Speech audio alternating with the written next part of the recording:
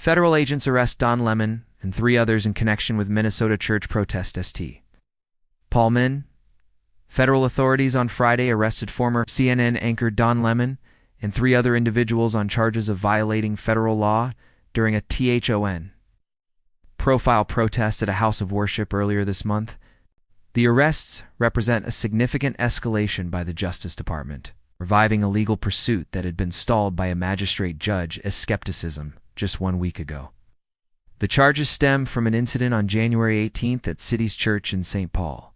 During the Sunday service, a group of demonstrators interrupted proceedings to protest the Trump administration's intensified immigration enforcement in the region.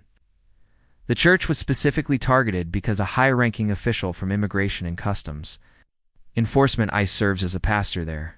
Protesters reportedly entered the sanctuary, chanting "ICE out," a move that federal prosecutors allege violated statutes designed to protect the rights of citizens to worship without disruption. The arrests of Mr. Lemon and independent journalist Georgia Fort have immediately ignited a fierce debate over First Amendment protections.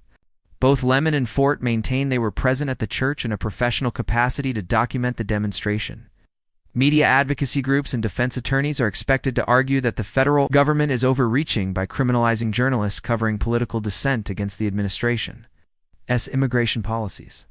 The path to these arrests has been legally turbulent. Last week, a federal magistrate judge reviewed the Justice Department's initial criminal complaint against 8 individuals. While the judge approved warrants for 3 activists, Nakima Levy Armstrong, Chantiel Allen, and William Kelly, he pointedly refused to authorize warrants for Mr. Lemon and the remaining 4, citing a lack of sufficient evidence to establish a federal crime. In an unusual move to bypass the magistrate's ruling, the Justice Department petitioned a federal appeals court to compel the district court to issue the additional warrants, a request that was initially denied. However, the legal stalemate was broken Friday morning when a federal grand jury returned indictments against the remaining group. The news was first signaled by James Blair, a deputy White House chief of staff, who announced on social media that a grand jury had indicted Lemon.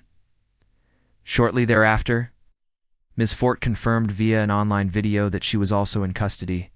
Along with the 2 journalists, federal agents arrested Trehorn Gian Cruz, a prominent Black Lives Matter activist, and Jamail Lydell Lundy.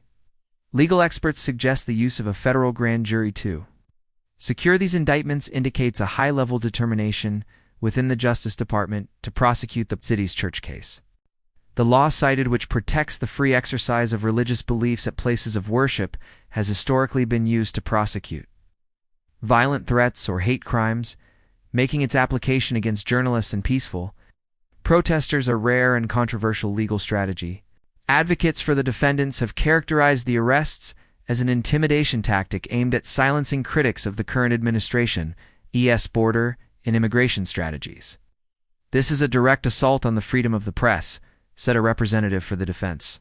"Journalists cannot be held criminally liable for being present where news is happening, particularly when that news involves government officials." Conversely, supporters of the prosecution argue that houses of worship must remain sacred spaces free from political interference.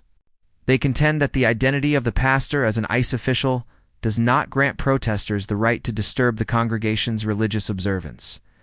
The federal district court in Minneapolis is expected to hold initial appearances for the IV newly arrested defendants later this week. As the case moves forward, it will likely become a landmark test of the boundaries between religious protection laws and the constitutional rights of protesters and the press in an increasingly polarized political landscape. For now, the 8th individual named in the original complaint remains uncharged, though officials have not ruled out further legal action. The St. Paul community remains on edge as federal enforcement continues to intersect with local activism.